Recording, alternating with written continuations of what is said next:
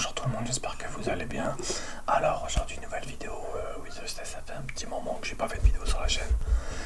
Alors aujourd'hui, comme je vous ai dit la dernière fois, ça va être une petite parabole. Voilà, j'ai choisi une parabole, parce qu'il y a plusieurs paraboles, j'en ai choisi une. Et vous me direz en fin de vidéo si vous avez compris cette parabole. Enfin je vous le dirai aussi, mais voilà.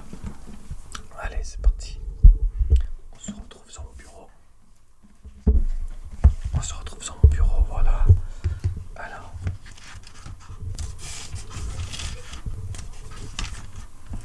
allez, c'est parti.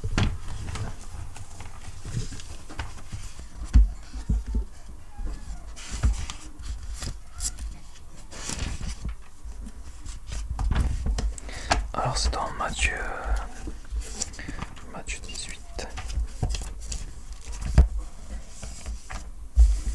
Matthieu 18, verset 21.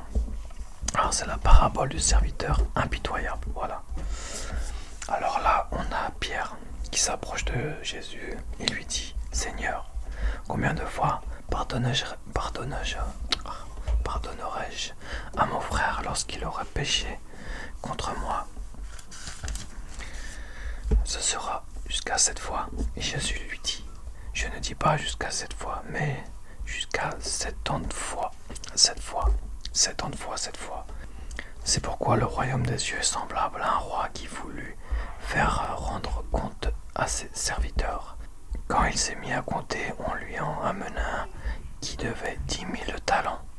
Comme il n'avait pas de quoi payer, son maître ordonna qu'il fût vendu, lui, sa femme, ses enfants et tout ce qu'il avait, et que la dette fût acquittée. Le serviteur se jeta à terre et se prosterna devant lui. Il lui dit: Seigneur, aie pitié envers moi, je te paierai tout.